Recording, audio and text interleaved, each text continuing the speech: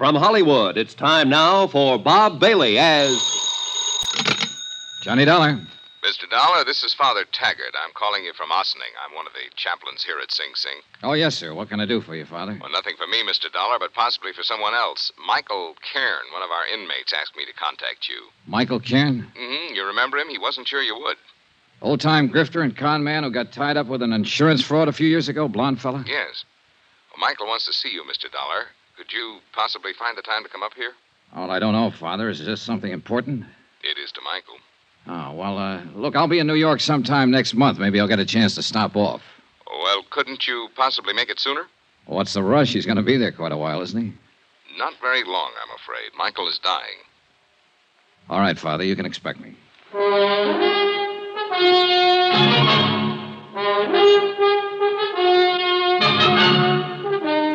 Welcome to Johnny Dollar. Beginning tonight and every weekday night, Bob Bailey in the transcribed adventures of the man with the action-packed expense account. America's fabulous freelance insurance investigator. Yours truly, Johnny Dollar.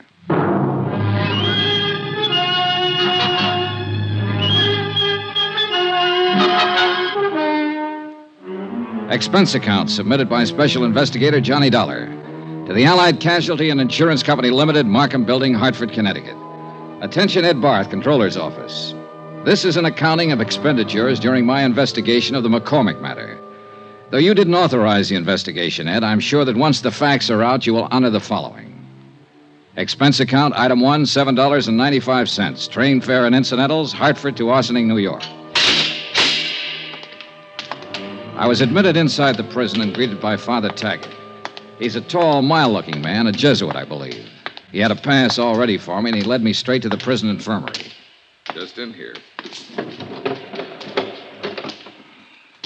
Michael will certainly appreciate your coming, Mr. Dollar. I hope it satisfies whatever's on his mind. I can't imagine what it would be. You know it was my investigation and testimony that put him in here, Father. He told me all about that, and I'm sure it has nothing to do with why he wants to see you. See, his lungs started to go about 2 years ago, and there's just been no way to arrest the condition. Does he know how close he is? So he is, and he's not afraid to die. Here we are, Mr. Dollar. Oh. What? Hardly the same man I remember, Father. He's had it bad lately. Lost a great deal of weight. Yeah. Asleep? Yes. Michael. Michael. Oh. Hi, Father. I brought someone to see you. What'd he say? Hiya, Mike. Oh, thanks for coming. Thanks, Johnny. Thank Father Taggart here. He's an all right guy, Johnny. He's just like you. I always said you were the best insurance cop. Here, what's all this? I'm kicking out, Johnny. Didn't you tell him, Father? He told me, Mike. Guess I didn't live right. I'll be back in a little while. Thanks, Father. You take it easy, Mike. A lousy place to die, prison. But I ain't got my choice, thanks to you. Well, it's just that you picked to do a couple of things that the law and some insurance companies didn't agree with, Mike. I don't hold none of that against you. The guy does what he does. I don't know how to tell you this. Maybe I better get the doctor. You shouldn't be talking so much. No, wait. Johnny, look, you know I'm no crybaby. When the doctor gave me the news, I got to thinking.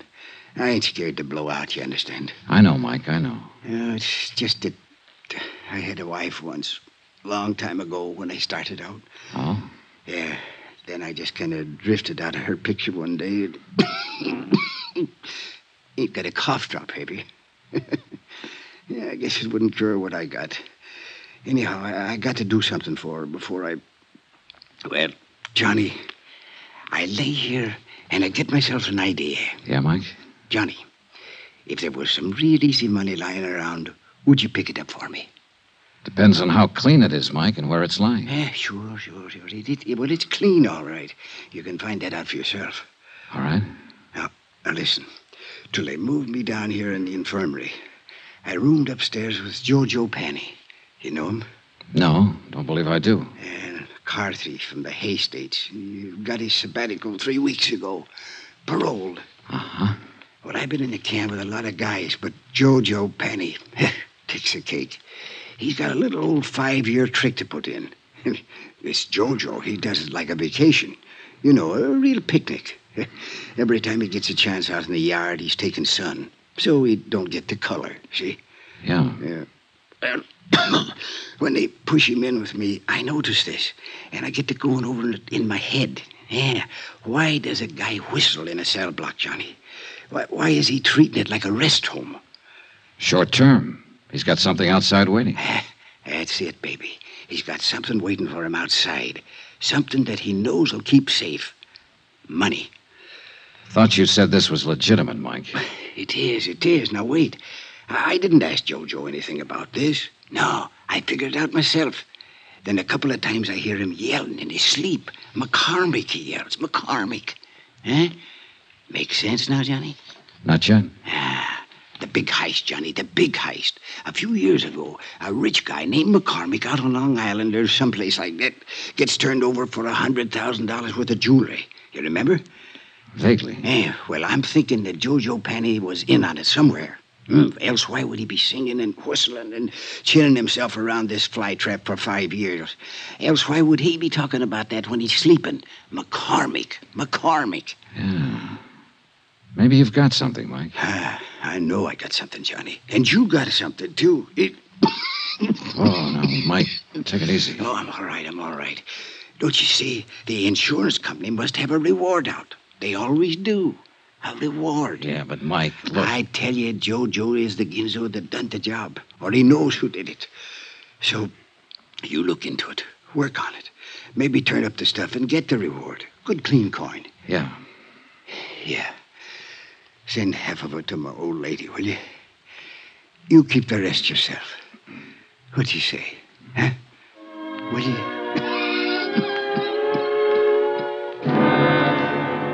Ego facultati mihi ad apostolia, sedi tributa indulgentiam plenariam. Mike Kern died 3 hours later. Et Filii, The last living thing he did was wink at me. Amen.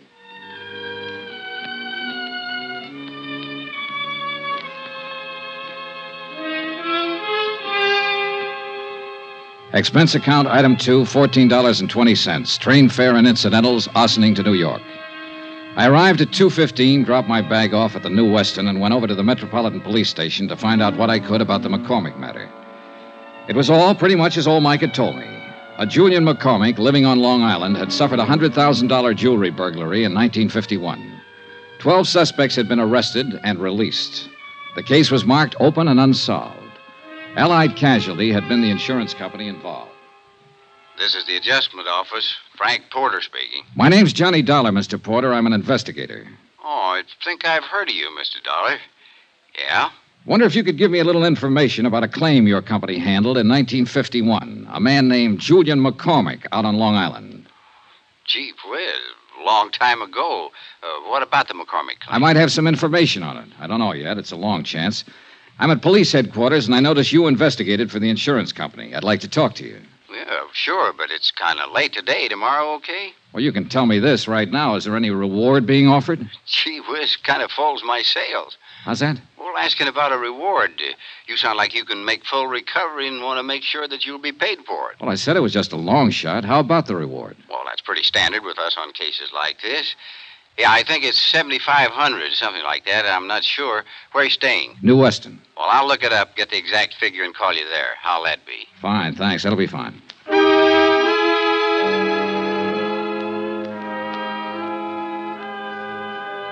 Before I left the police station, I turned out a mug on Jojo Penny. He was a big, broad-shouldered lad with plenty of beef, and a list of petty convictions, 4 of them in New York State. The last one was for carrying concealed weapons. His parole status was good, though, and the parole officer furnished me with his home address. The Allen Hotel, rates day, week, a month, 115th Street.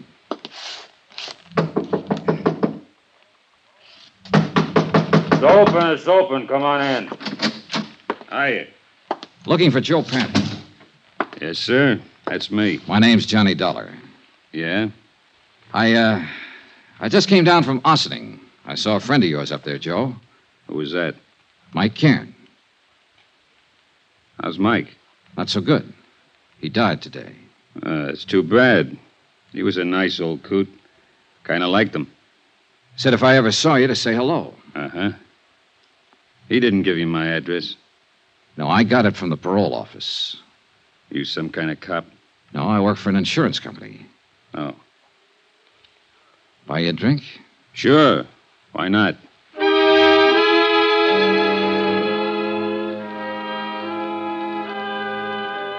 Expense account item 3, $4 even for drinks. I wanted to look at Jojo Panny and talk to him and figure out how I was going to go about getting information from him. And the more I saw and the more he talked, the more I wondered if whatever he might have said about the McCormack case in his sleep happened to some other McCormack.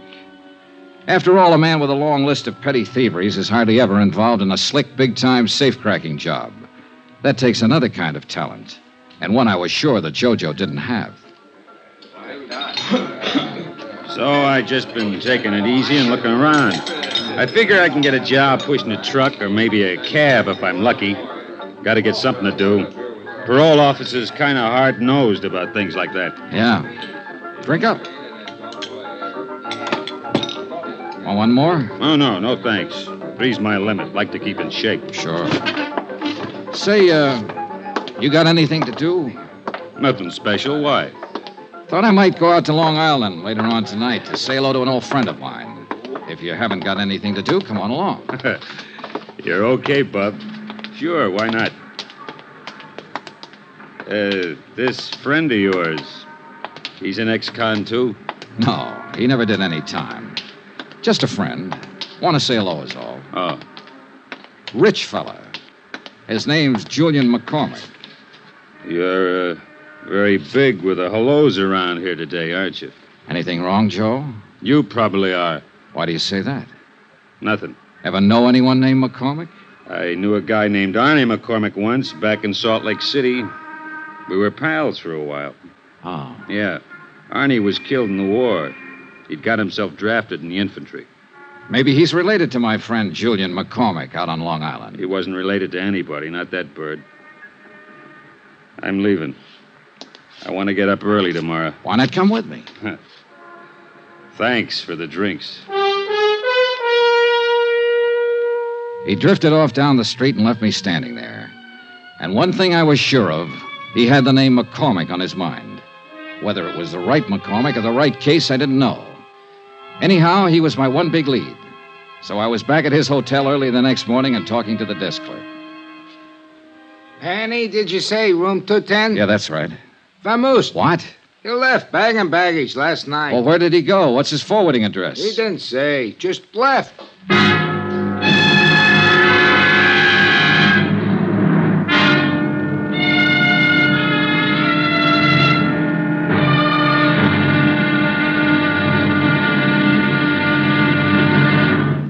Now, here's our star, Bob Bailey, to tell you about tomorrow's episode. Thanks. Tomorrow, there's living proof that a pretty girl can be just as dangerous as a pretty girl. Join us, won't you? Yours truly, Johnny Dollar.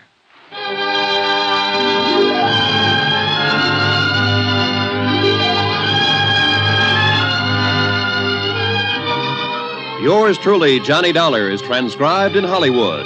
Written by John Dawson, the entire production is under the direction of Jack Johnstone. Be sure to join us tomorrow night, same time and station, for the next exciting episode of Yours truly, Johnny Dollar. Roy Rowan speaking.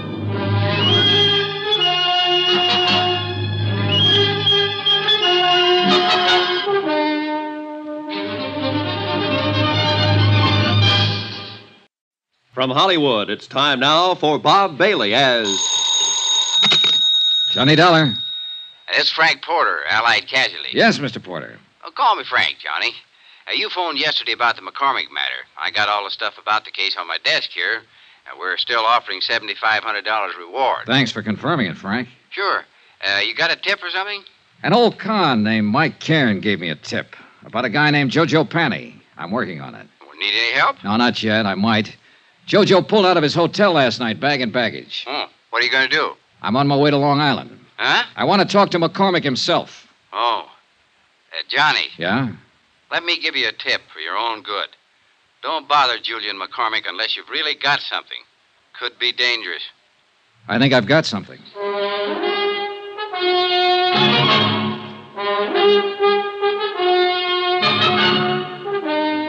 Tonight and every weekday night, Bob Bailey in the transcribed adventures of the man with the action-packed expense account. America's fabulous freelance insurance investigator. Yours truly, Johnny Dollar.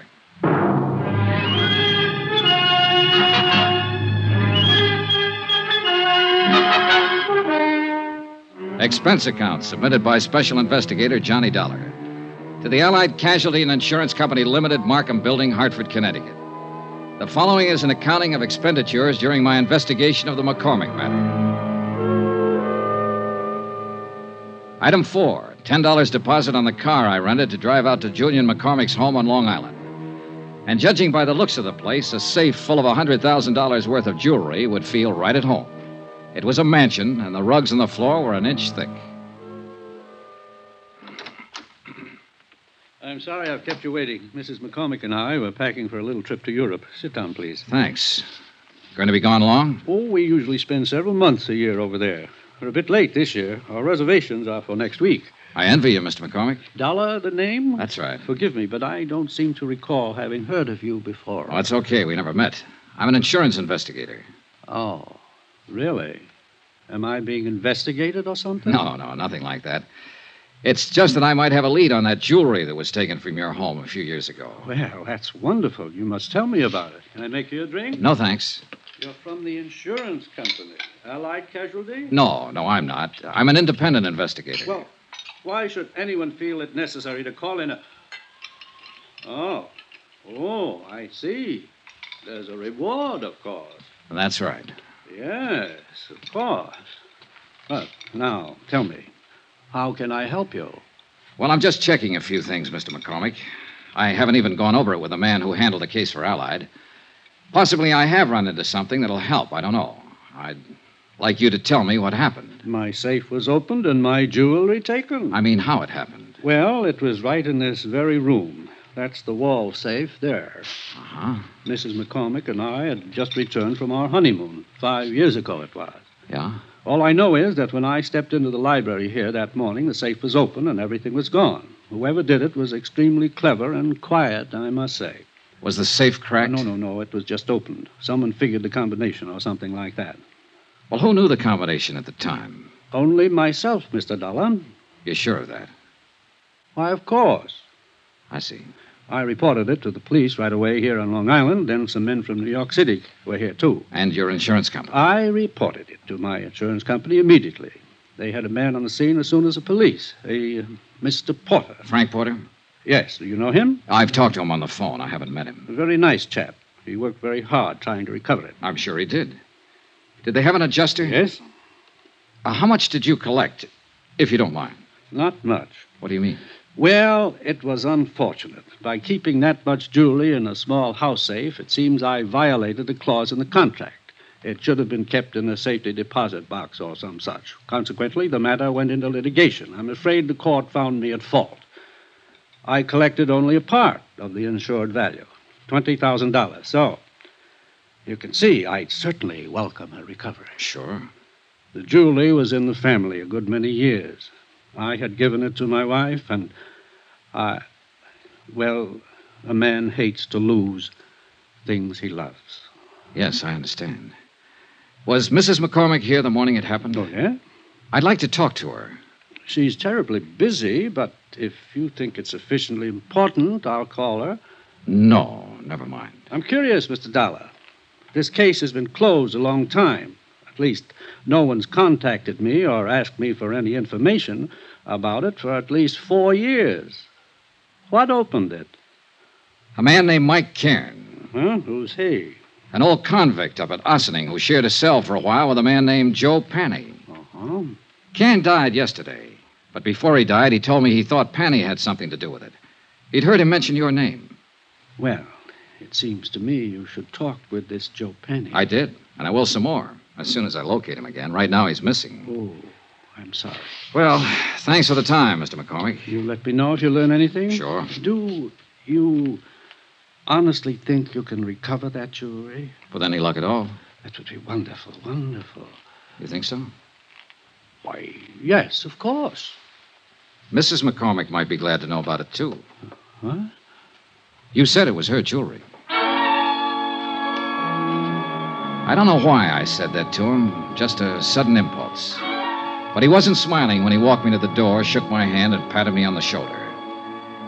I had a funny feeling that Mr. Julian McCormack was scared like a rabbit of me. I drove back to the city, had lunch at Walgreens, and dropped into Allied Casualty's New York office to pick up the folder on reward information. I met Frank Porter and liked him right away, a big, red-headed man in a tweed suit.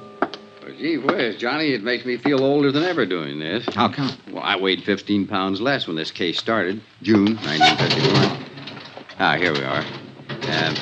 These are pictures of the stuff. Uh-huh. Now, that one they call Tierra del Fuego. Huh? Some necklace, I can see why. Yeah, and this one was called Imperial, in the royal family of Russia at one time. And this is the other one, Placid. Beautiful stuff. Oh, you can say that again. That all of it? Well, that's about the size of it, Johnny. $100,000 gone. Yeah. Help any? Sure. It's nice to know what I'm trying to find. Well, I hope you have better luck than I did. Yeah. Say, who was the police officer on the case? Martin. Dools Martin. Out of Central? Yeah. We ran down every lead we could find, big and small. The file said you made 12 arrests. Yeah, something like that, but not one of them panned out. Had to let them all go. Martin requested pickups on every big-time jewelry man in the country. Now, I don't think one of them was overlooked. Well... No, Johnny, somebody just simply walked in that house, opened the safe as neat as you please, and walked right out with all of this. Very slick job. Had to be an experienced man. Well, it might have been a first job for someone just starting in. He got lucky. Yeah, we thought of that, and we didn't think much of it after a while. Frank, Gee whiz, Johnny, nobody could be that lucky. Case the house, know exactly where the safe was, know what was in it, get in, open it up, and get out without anybody, servants, the McCormacks, or any of their friends even seeing it. Mm-hmm, yeah. Well, that wasn't even the hardest part, you see.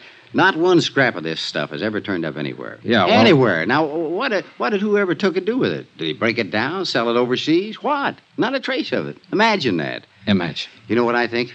I think the guy who swiped all this stuff still has it. I think he's sitting around waiting for it to cool off. Could be, yeah. But it's never going to cool off, Johnny. There isn't a city in this country or across the ocean that isn't on the lookout for these pieces. I suppose... Now, sooner or later, Hot Boy or Lucky Boy, well, whoever he is, will make a move.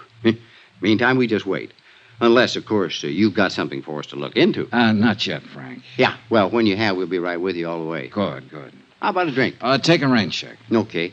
But remember, we got a whole floor full of lawyers upstairs. They can get up warrants, writs, seizure orders, anything you might want. Yeah. You just let me know when you get somewhere, and we'll go to work. I'll do that, Frank.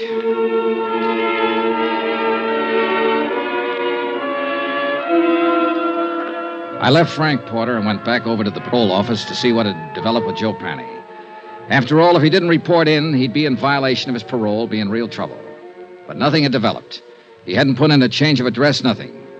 So I went back to my hotel and had some dinner. Then I shaved, changed my clothes. Expense account, item 5, $1.50 cab fare. I garaged my rented car, went back to Central Police Station, and pulled out the mug on Joe Panny once more, hoping to get a line on some friends or relatives of his where he might be staying.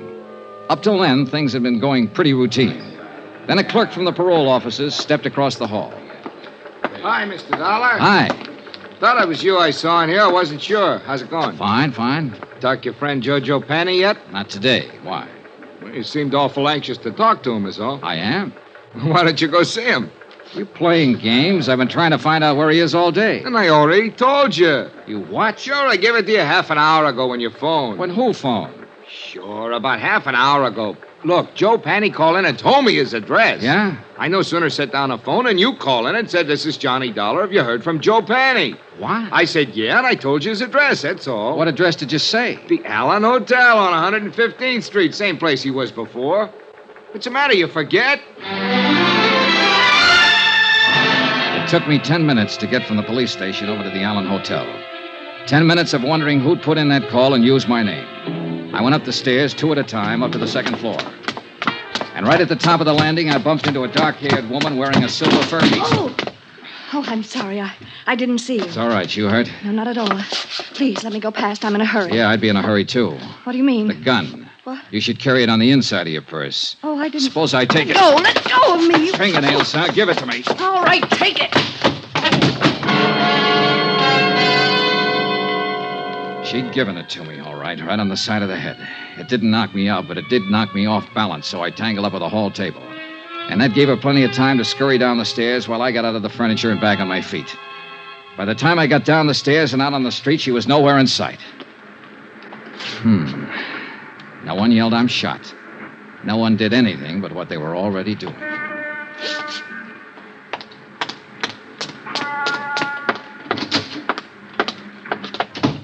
Hi. Where were you just now? You weren't here at the front desk. I was out back eating my dinner. Why?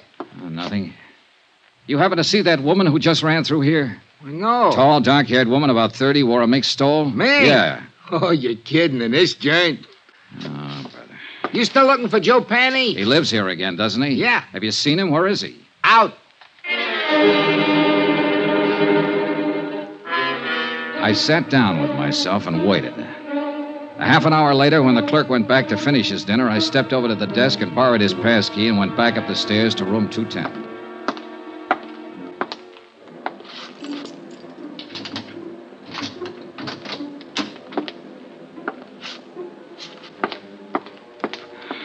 Well, I didn't need the passkey, and I didn't need to doubt the clerk. Joe Panny wasn't there. But all of his things were. The curtains were drawn and the windows closed. Every drawer had been pulled out of every dresser. The mattress on the bed was slit from top to bottom, and the rug had been ripped and turned over.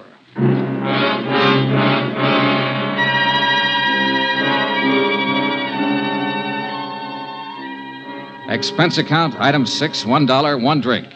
For me.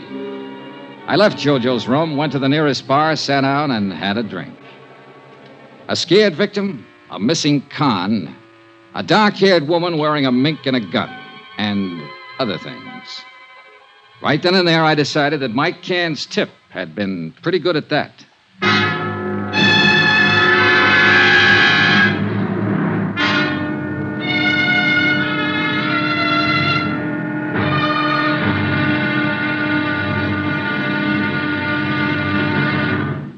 Now, here's our star, Bob Bailey, to tell you about tomorrow's episode. Thanks. Tomorrow, a slight case of mayhem.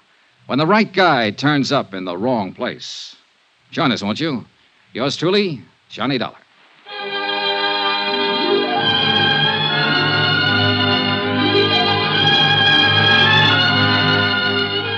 Yours truly, Johnny Dollar, is transcribed in Hollywood. Written by John Dawson, the entire production is under the direction of Jack Johnstone. Be sure to join us tomorrow night, same time and station, for the next exciting episode of Yours truly, Johnny Dollar. Roy Rowan speaking.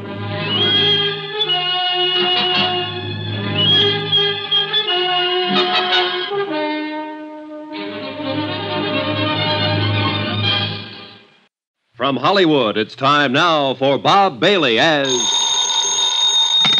Johnny Dollar. This is Jules Martin. Lieutenant Martin? Yeah, that's right. I got a message you called while I was out and left this number. Yeah. I want to talk to you about the McCormack case, Lieutenant. McCormack? $100,000 burglary out on Long Island back in 1951. I was the officer in charge. Who are you? Insurance investigator. I got a tip that an ex-convict named Joe Panny might have pulled it. I'm at Panny's hotel. Well, let me know how you make out. Say, listen, his room's been torn apart. Every inch of it's been searched. And when I came here tonight, I got socked by a woman with a gun. Give me that address.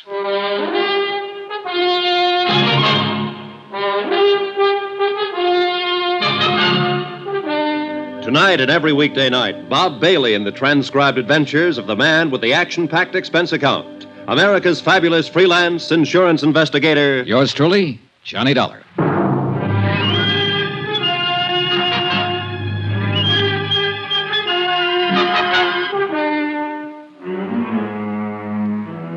Expense account submitted by Special Investigator Johnny Dollar to the Allied Casualty and Insurance Company Limited, Markham Building, Hartford, Connecticut. The following is an accounting of expenditures during my investigation of the McCormack matter. Expense account, item 7, $2, two drinks. For myself and Lieutenant Jules Martin, NYPD. A big swarthy man who seemed to know what he was about. Martin looked over the damage done by the unknown ransacker of Joe Panny's room, questioned the clerk, who was unable to furnish any helpful information. Then, because Joe Panny was officially a parole violator, ordered a general pickup. We should be able to get our hands on him pretty soon, Dollar.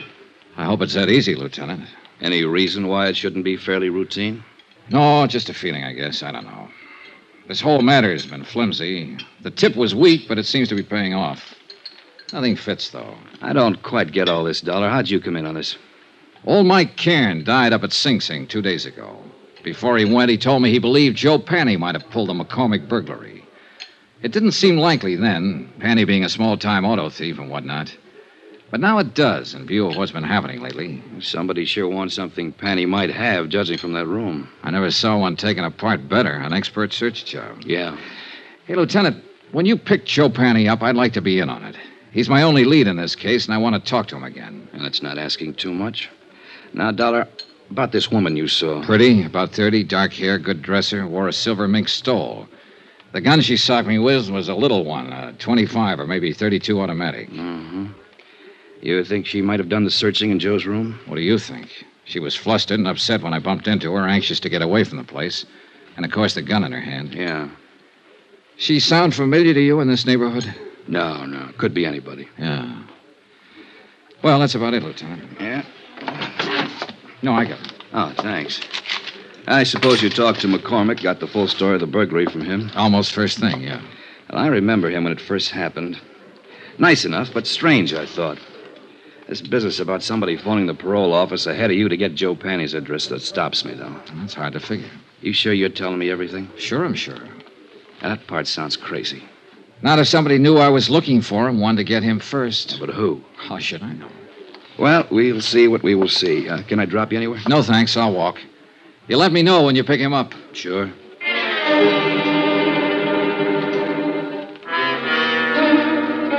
2 days passed, and I didn't hear from Lieutenant Martin. I finally phoned in, and a supplementary had turned up, no leads. Martin had men watching Joe's hotel. His former friends and acquaintances were being checked. Meanwhile, I decided to try and find out who the dark woman in the first stole had been. It seemed pretty obvious that she had just come from Joe's room, that she knew him or was connected with him in some way. So once more, I combed over Joe Panny's file at headquarters, this time looking for a woman's name. The only one mentioned was an ex-wife who had divorced him 6 years before. Her name was Iris Carter. At the Bureau of Vital Statistics, the marriage certificate and record of divorce proceedings gave me a composite picture of an unhappy and turbulent 3-year marriage. It also gave me a general description of Iris Carter that could very well fit the woman I'd seen briefly in the hallway outside Joe Panny's hotel room. There was a 6-year-old address to start on. Eunice?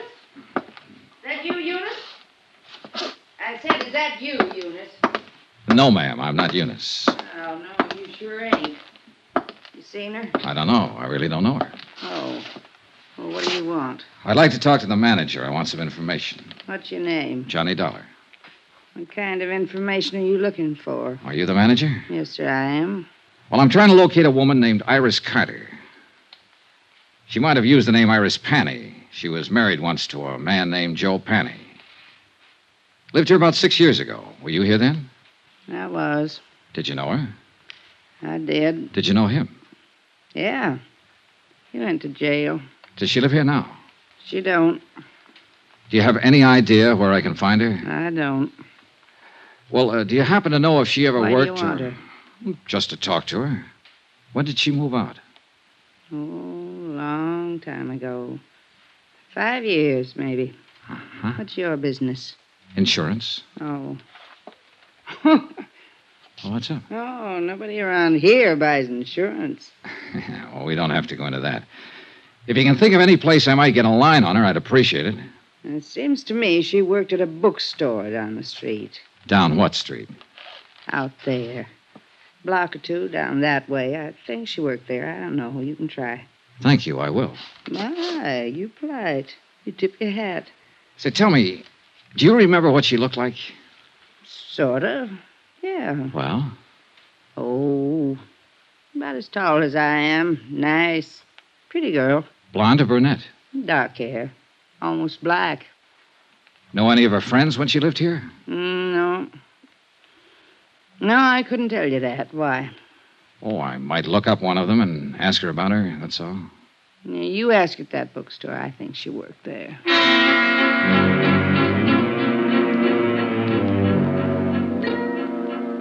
The bookstore Iris Carter Panny had worked in was as dismal as the neighborhood. The proprietor, a Mrs. Olds, yielded a little more helpful information than Iris Carter's former landlady. Yes, Iris had worked there for about 6 months. She'd quit almost 5 years before. No, she didn't know where to find her.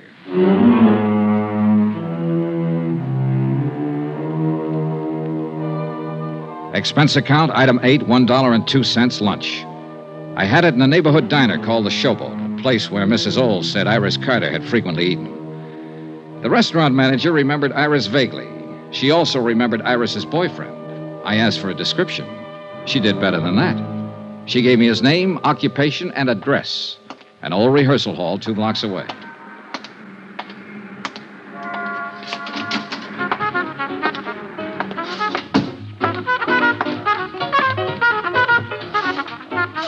The 5-man combo working there was really putting it out.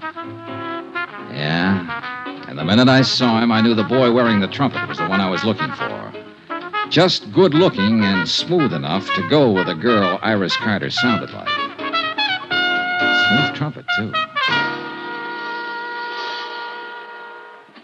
Okay, guys. Take 5.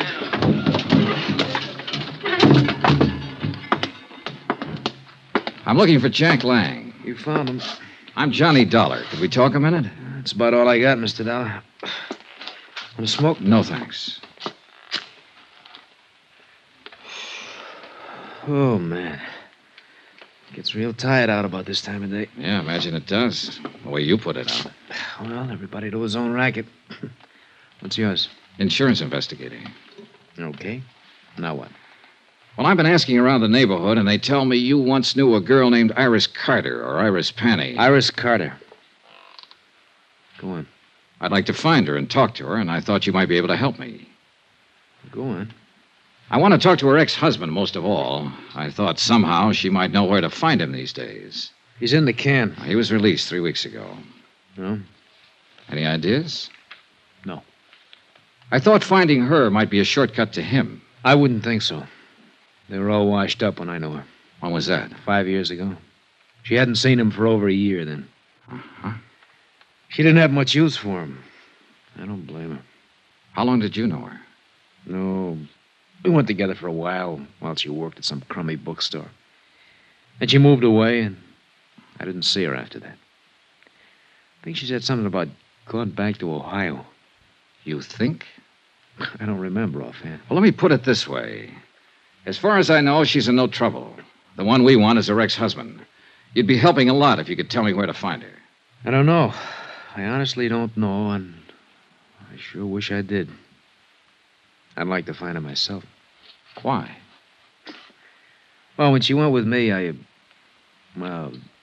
wasn't any good. I think she just walked out because she was tired of losers. Sick up to here, you know what I mean? Can't blame her. He gave her a pretty bad time. I didn't do much better. But now I got something. It's this little 5-piece outfit. Not much, but something. I'd like to show it to her and say, Iris, this is mine. You kind of had it bad, huh? Bad as a guy like me can get it. I know I'll probably never see her again as long as I live, but... boy, if another one like her ever shows up, I'm going to be ready, Dad. Ever see her? No, she must have been something. Here. Take a look. Nice, huh? Yeah. I take it back. What back? About seeing her. I've seen her. When? Where? 2 nights ago in the hallway outside Joe Panny's room. You sure? I'm sure. She hit me with a gun before she left. The picture he had flipped out of his wallet was old and well thumbed. It showed a sultry kind of face that could have been 20 or 30 or 40. A wide, frank, smiling, happy mouth.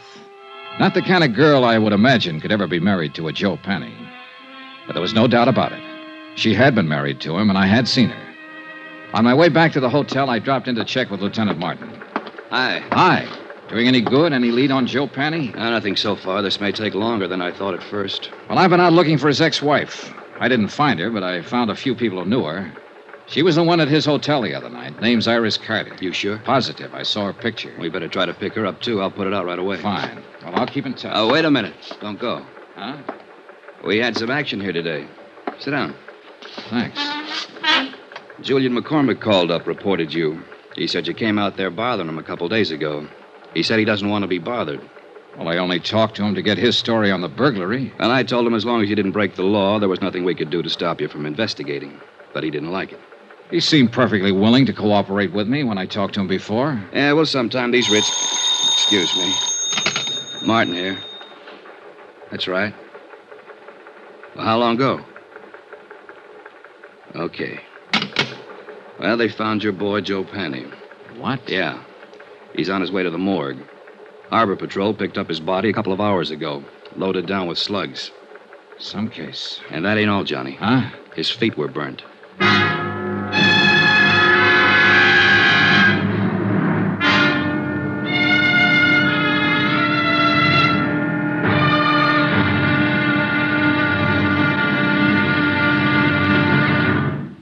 Now, here's our star, Bob Bailey, to tell you about tomorrow's episode. Thanks. Tomorrow, a phase of this case that ought to be called the Talking Corpse.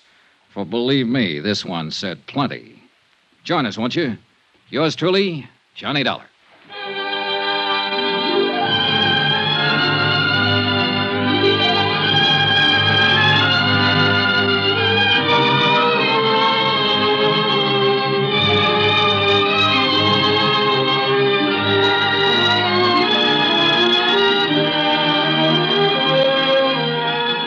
Yours truly, Johnny Dollar, is transcribed in Hollywood.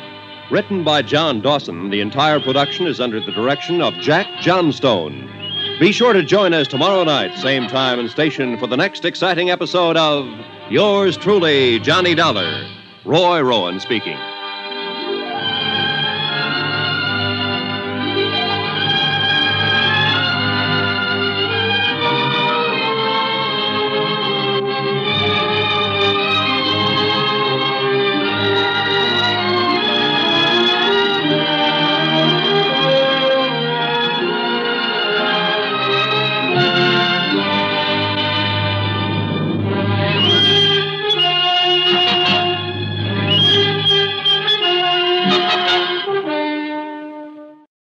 From Hollywood, it's time now for Bob Bailey as... Johnny Dollar. Frank Porter at Allied Casualty. How's it going, kid? I don't know.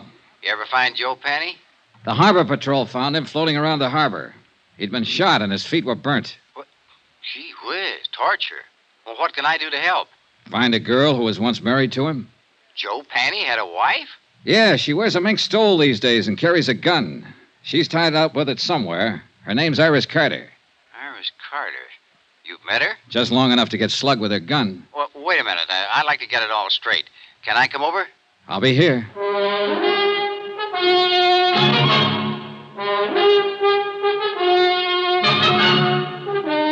Tonight and every weekday night, Bob Bailey in the transcribed adventures of a man with the action-packed expense account. America's fabulous freelance insurance investigator. Yours truly, Johnny Dollar.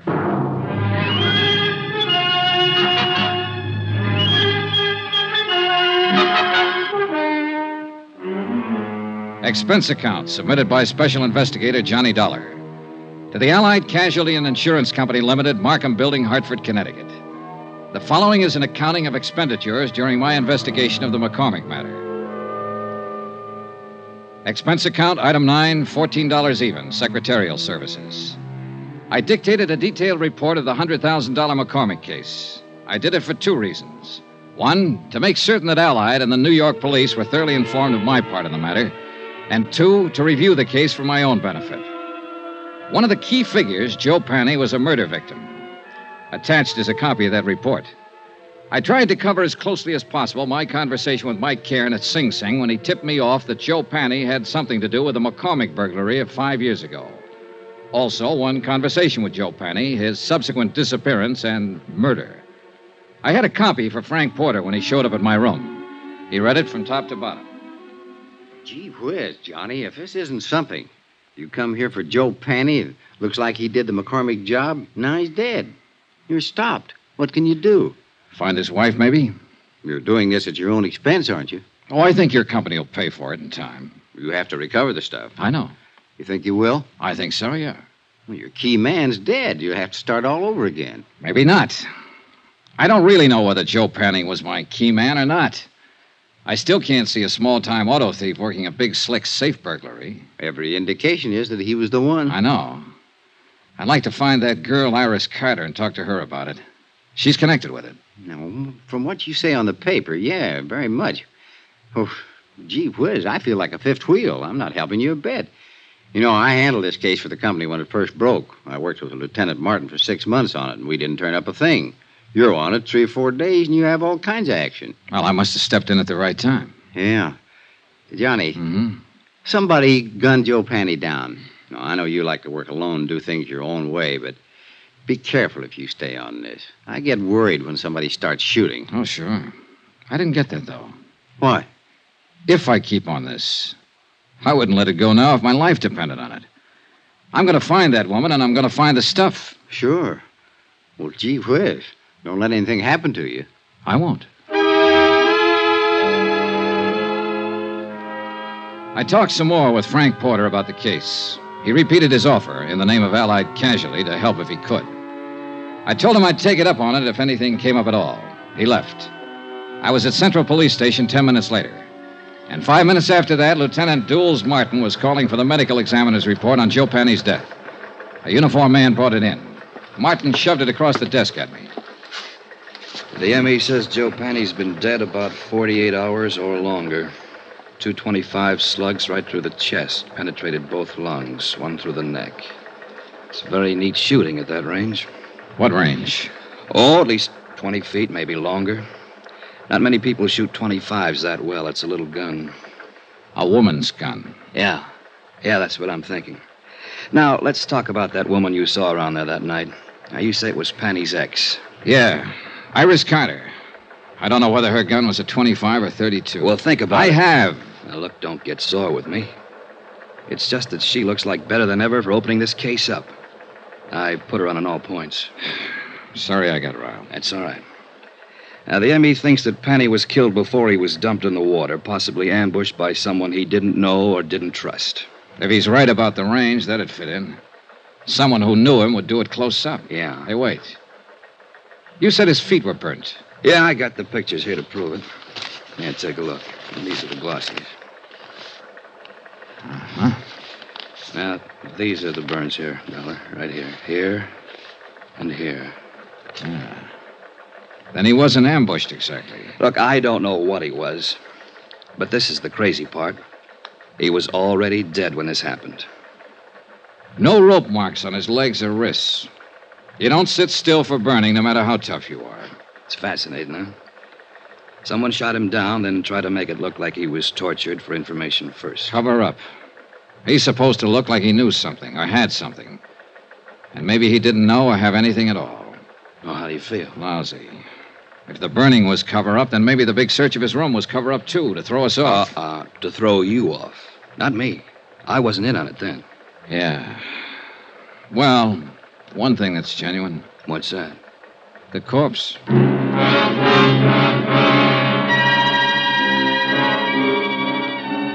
An hour and a half later, a witness was delivered to the office of Lieutenant Martin. His name was Edmund Thompson. He sold papers in the dock area. Both Martin and I looked at him twice, and I could tell both of us were doubting the credulity of anything he might have to say. Hi. Hi. My name's Martin. This is Mr. Dollar. Yes, sir. Glad to know you both. Now, would you mind telling us everything you saw the other night? Tuesday night. Yeah, it was Tuesday. Sure, why not? I saw this guy dumped in the water. We understand that. Can you tell us the circumstances? It's against the will of God. Yes, it certainly is. Against the laws of nature, too. What did you see, Mr. Thompson? I prayed for them both. You tried, Dollar? When did you pray? Right after I saw it. Yes, sir. On the street, huh? No. I was on the vacant lot. I was cutting across towards the dock. Oh. Then I see this car pull up. Long black car. A lot of chrome on it. This fella jumps out and goes around at the back. He opens the trunk, and he pulls this other fella out, hoists him up, and he carries him over the dock. Then he just lets him go. Then you prayed. Then I prayed. I was a little too scared to do anything else. This car the man had. Long black one, a lot of chrome. Sedan or coupe? What's the difference? 2 seats or 1 seat? 1 seat. Happen to get the license number? Uh. All right, let that go. How about the man? Can you describe him? He stood there and looked down at the water and started himself a cigarette. Well, what kind of a face did he have? Dark, light, a mustache, what? A devil's face. Oh, swell. Now, what does that mean? A devil? Mr. Thompson, do you understand that we want to apprehend this man, that he's responsible for one man's death, and that he might harm someone else? I'll pray for him. Pray for them all. Well, how was he dressed? Didn't notice. Hat? Don't know. Coat? Don't know. But he had a long black coupe. Do you know the make? Nope. Would you know him if you saw him again? Nope. Look, when you saw him dump a body into the water, why didn't you notify the police? Why should I? It's police business. Let them take care of their business. I'll take care of mine. Any of you fellas got a cigarette on you? I left Lieutenant Martin brooding over his witness and went out for a bite of dinner. When I called him later, he hadn't learned anything more, so I decided to call it a night and went back to my hotel. I found a note waiting for me from Jack Lang, the band leader friend of Iris Carter. Said he'd got a tip. She'd worked at one time at the Elmar Theater in the Bronx. If I learned anything, please let him know. He was still in love with her. Elmar Theater. I decided my night was far from over.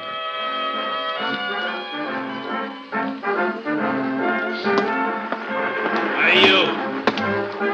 Buy a ticket out front if you want to look at the girl. I only want to see one. Her name's Iris Carter. Does she work here? I just told you, go buy a ticket out front. Just tell me this. Does Iris Carter work here? Is the name familiar to you? Have you ever seen her or heard of her? You give me any more trouble, I'll clouch. I told you, go out front. Can't you answer a simple question? I'm looking for Iris Carter. Iris Carter. You don't have to yell at Mister. He never heard of it. What? Call me a cop, Gloria. This Never mind, guy's Pop. giving me... Never mind. I'll take care of him. Come on, you.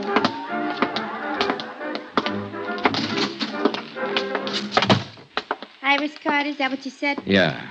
I gotta change. I gotta get back on in 5 minutes. Then I'll talk to you later. You haven't got much to say. Stick around. I'll change back at the screen. Okay. I'm Gloria Ward. Who are you? Johnny Dollar. What do you want with Iris Carter? I want to see her and tell her something. Tell me.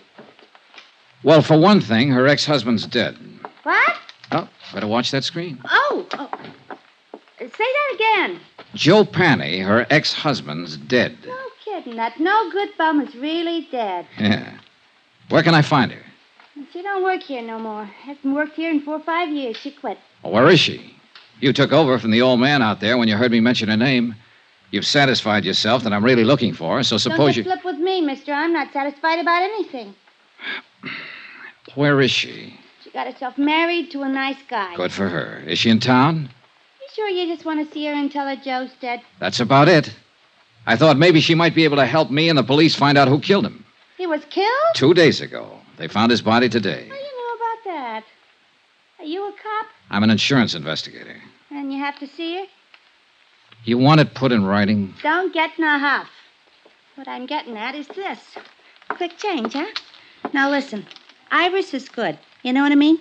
And she's married to a nice guy now. Will any of this make her trouble? Not if she hasn't done anything wrong. Well, I can tell you she hasn't. If it does make trouble, it'd be a shame. She's set up nice, and I like to see a girl set well, don't you? Certainly. Well, I haven't seen her almost since she left here, but... Well, you look like a right kind of guy. I believe you. Thanks, Gloria. She lives out in Long Island now. Her name's McCormack. Iris McCormack. By the time I said goodbye to Gloria and walked out the stage door and got out into the alley, I thought I had most of it figured. The ex-wife of an ex-con married a wealthy Long Islander named McCormack. When the honeymoon was over, the safe was robbed. Walking out that alley, I was wondering whether to phone the police or Allied Casualty first.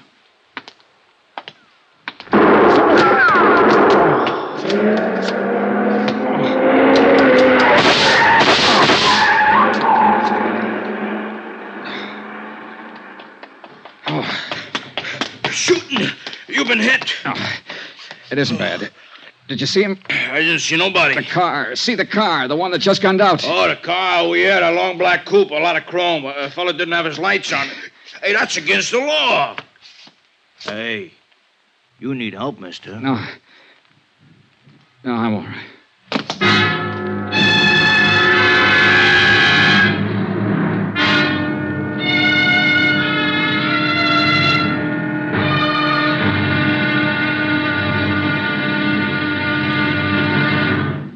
Now, here's our star, Bob Bailey, to tell you about tomorrow's episode. Thanks. Tomorrow, the end of the trail of a .38 caliber slug.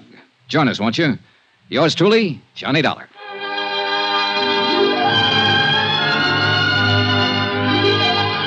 Yours truly, Johnny Dollar, is transcribed in Hollywood. Written by John Dawson, the entire production is under the direction of Jack Johnstone. Be sure to join us tomorrow night, same time and station, for the next exciting episode of Yours truly, Johnny Dollar. Roy Rowan speaking.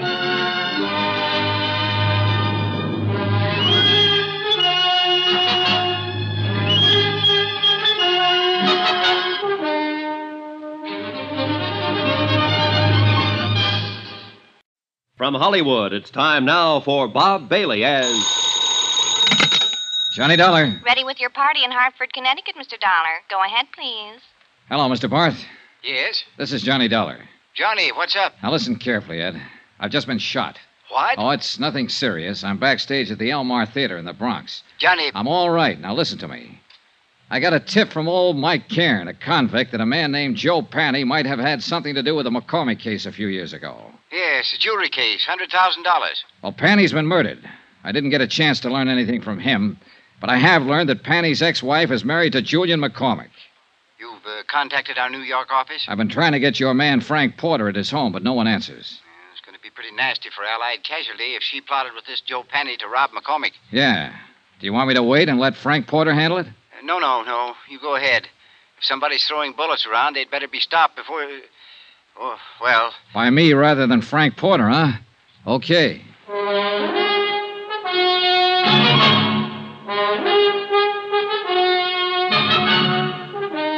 Tonight and every weekday night, Bob Bailey in the transcribed adventures of the man with the action-packed expense account, America's fabulous freelance insurance investigator. Yours truly, Johnny Dollar.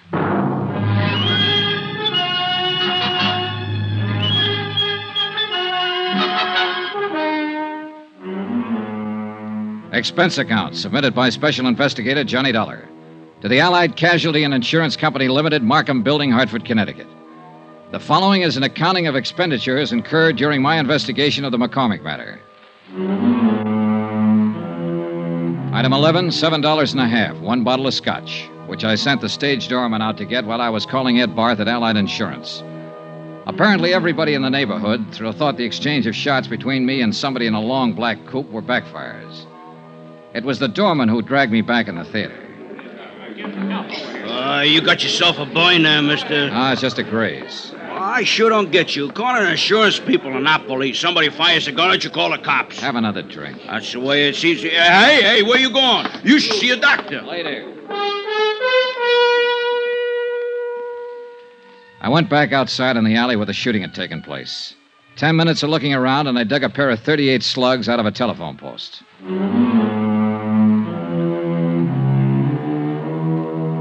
Expense account, item 12, $4.35, cab fare, Elmar Theater to Long Island. It was 12 o'clock straight up when I got to the McCormack home. There were no lights burning, and apparently everyone had retired for the night. I checked the garage first. A '55 Cadillac convertible and a 4-year-old Jag. No warm motors, no black coupes. I went to the house.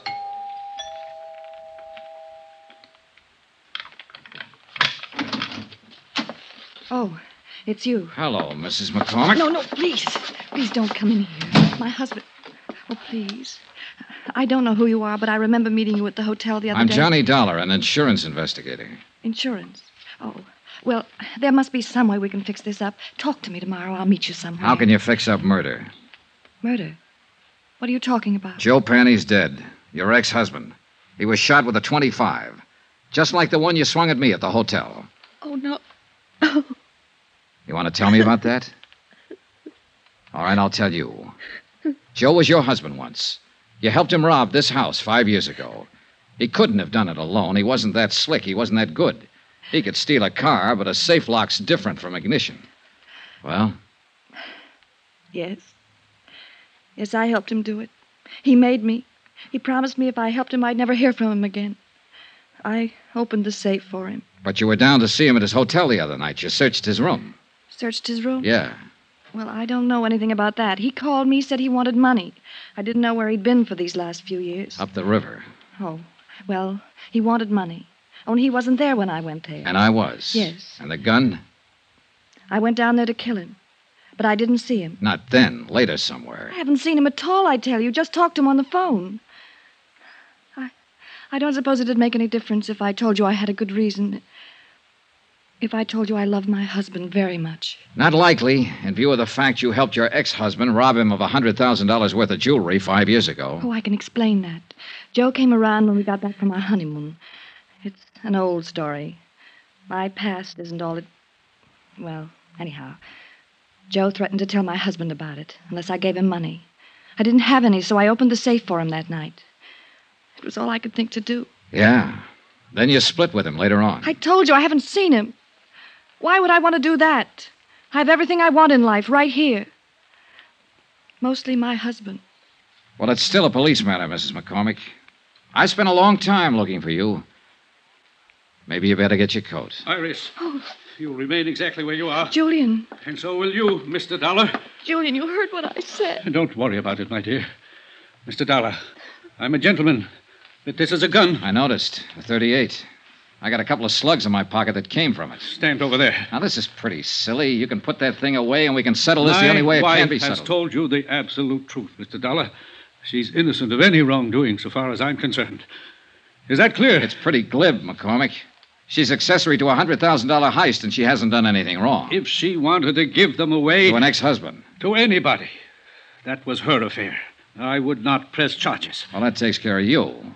How are you going to square it with Allied Casualty in the state of New York?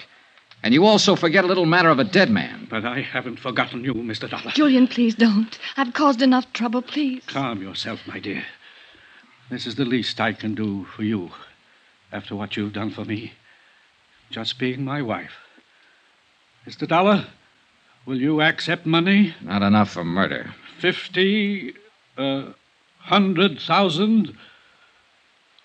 I'd hate to kill you, Mr. Dollar. You tried once tonight. You've referred to that before. But you weren't very good, and now you're even worse. You forgot to take the safety off that gun. The Give me that. safety? Oh, you killed him. You killed him. Ah, he's all right. Get out of the way and let me see that gun.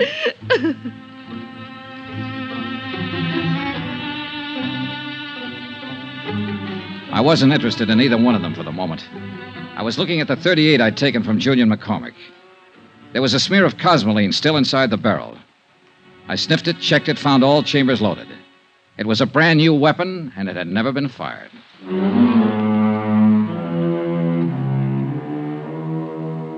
Expense account item 13, $5.50, cab fare again, this time from Long Island to an apartment in Queens.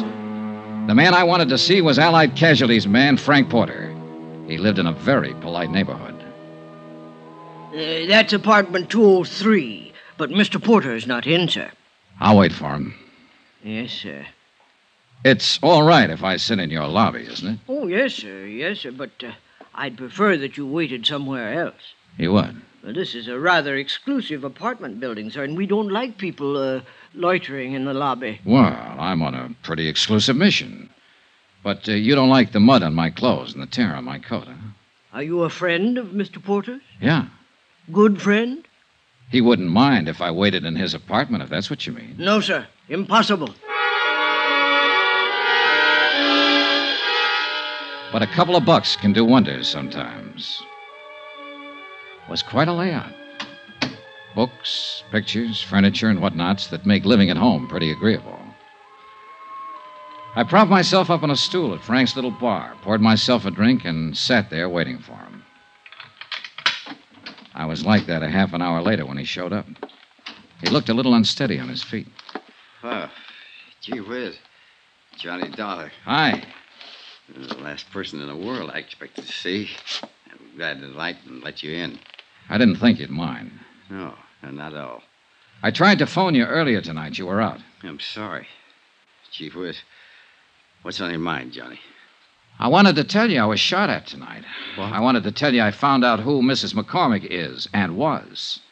Since you were on the case first for Allied, I thought I'd tell you first. Well, gee whiz.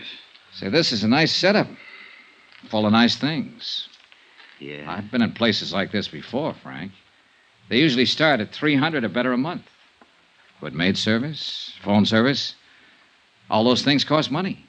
A lot of money. Don't they, Frank? Gee whiz. When'd you tumble to it, Johnny? A little while ago when I was out on Long Island, Julian McCormack made me a proposition.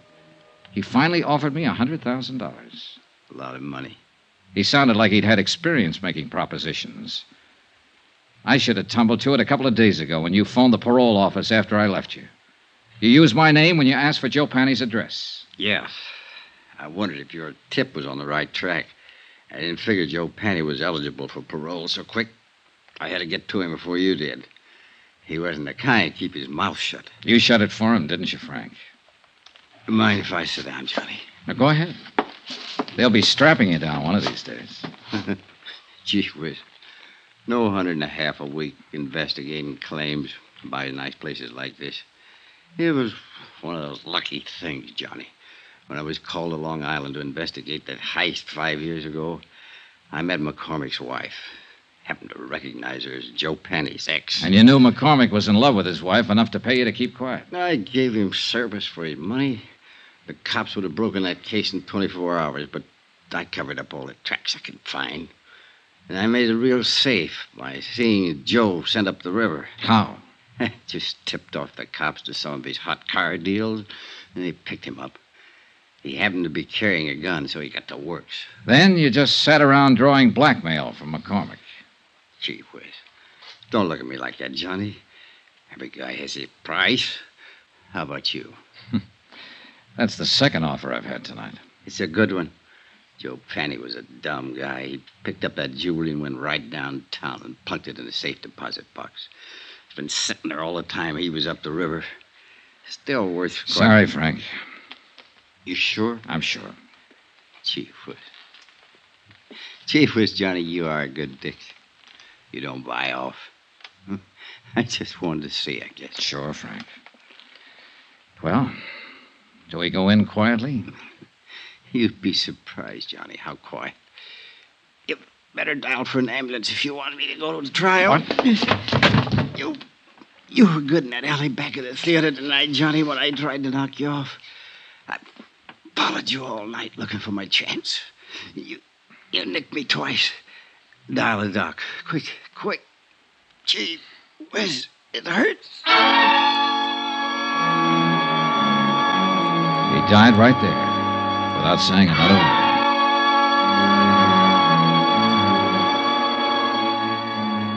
The disposition of the case and what to do about Frank Porter, an insurance adjuster who goes bad, is a matter I don't have to handle.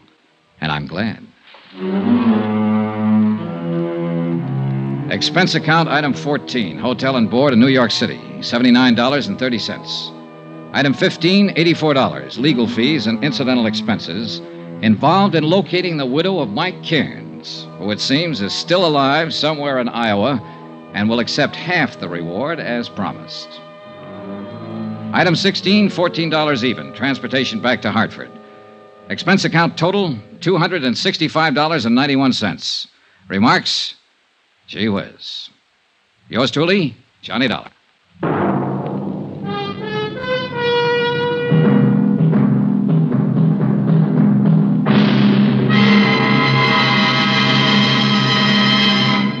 Now, here's our star, Bob Bailey, to tell you about next week's story. Thanks. Next week, the story of a ship, the Molly K. Destination, Davy Jones' locker. Join us, won't you? Yours truly, Johnny Dollar. Yours truly, Johnny Dollar, is transcribed in Hollywood. Written by John Dawson, the entire production is under the direction of Jack Johnstone. Heard in this week's cast were Mary Jane Croft, Virginia Gregg, Marvin Miller, Forrest Lewis, Frank Gerstle, Herb Butterfield, Herb Ellis, Tony Barrett, Ken Christie, Jack Crucian, and Junius Matthews. Be sure to join us on Monday night, same time and station, for another exciting story of yours truly, Johnny Dollar. Roy Rowan speaking.